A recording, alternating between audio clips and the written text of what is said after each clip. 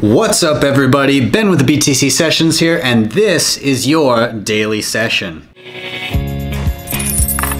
Hodl the Bitcoin.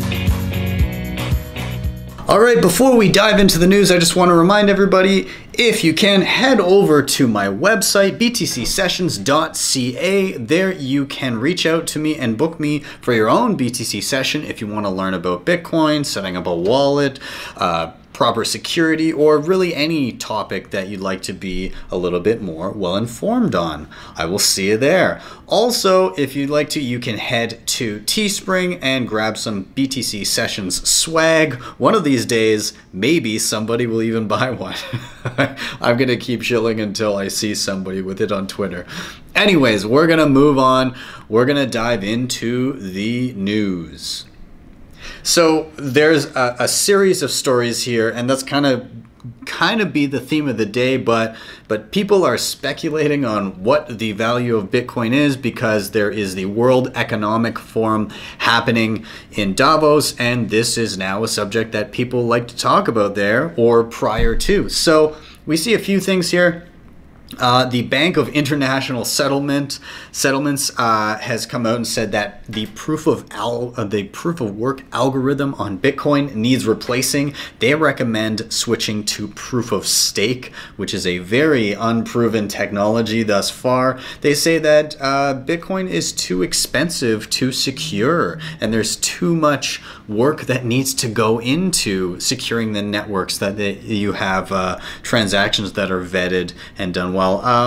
Which he said, here's the official quote: "The current technology seems unlikely to replace the current monetary and financial infrastructure. Instead, the question is rather how the technology might complement existing arrangements." They also make reference to the idea that second layer solutions might help, but the fundamental remedy is to depart from proof of work, which would probably require some form of social coordination or institutionalization.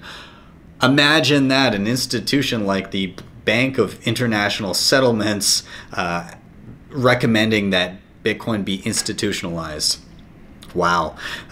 Let's hop over to this CNBC article, and there's a video that accompanies it. I invite you to check it out. Links will be down below. But who was this? It was one of the entrepreneurs here. What was it? Jeff Schumacher of BCG Digital Ventures.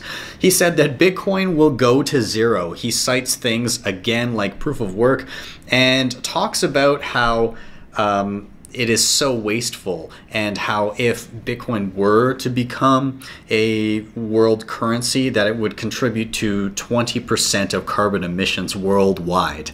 However, he's totally wrong. And I'm going to link to this down below. This is a recent study in the past couple months from CoinShares out of the UK.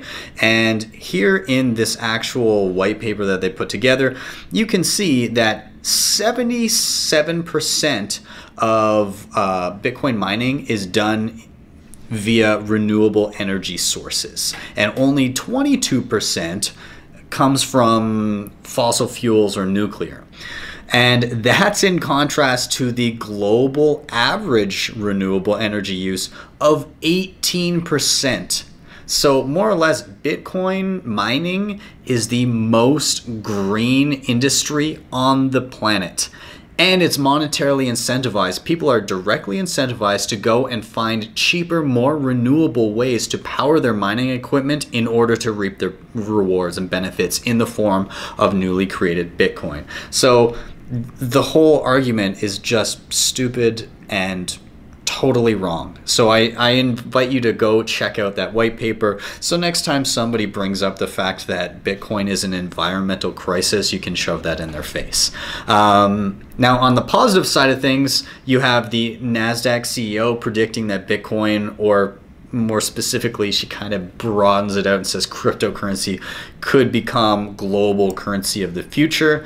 Now, this is probably in part that they are tech centric, and obviously they want to promote things like this, and their trading instruments can be then utilized and marketed to people to use for things like this. But still much more positive here. Let's see.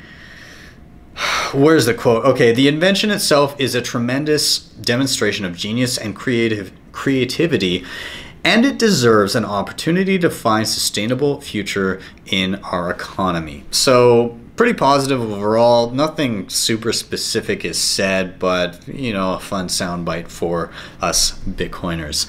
And the last story, this is a short one today, I want to touch on is John McAfee is in exile now. He's somewhere in international waters because he has an IRS indictment. They convened a grand jury and have charged him with multiple felonies, and he's been making videos from his boat with his wife and a number of campaign managers, which, by the way, he's running for president in 2020, and he said he's going to be running the campaign from his, I think he coined it the Freedom Boat or something, I don't know. Anyways, his quote, the IRS has convened a grand jury in the state of Tennessee to charge myself, my wife, and 4 campaign workers with unspecified IRS crimes of a felonious nature. Now, he did also go on to say that he hasn't paid or filed taxes in 8 years. He said, I've made no secret of it. I've not filed returns. Yeah, so this should be very interesting to watch. I don't think it's super out of character to see something like this pop up in the world of McAfee.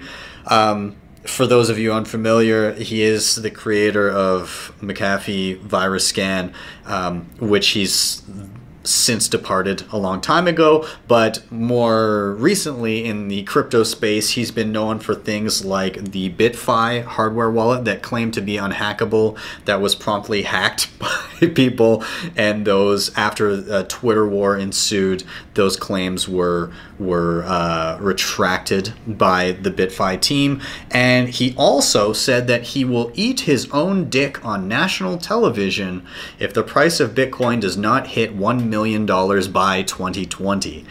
I think he's going to be eating his dick, except he won't. There's no way he would follow through on that, let alone get a television any network to air it. But still funny, fun soundbite. So I guess let's keep watching and see how this unfolds. Grab your popcorn. Anyways, I'm going to wrap it there. Thank you guys very much. I hope you're having a great week so far, and I will see you tomorrow on the BTC sessions for your next daily session.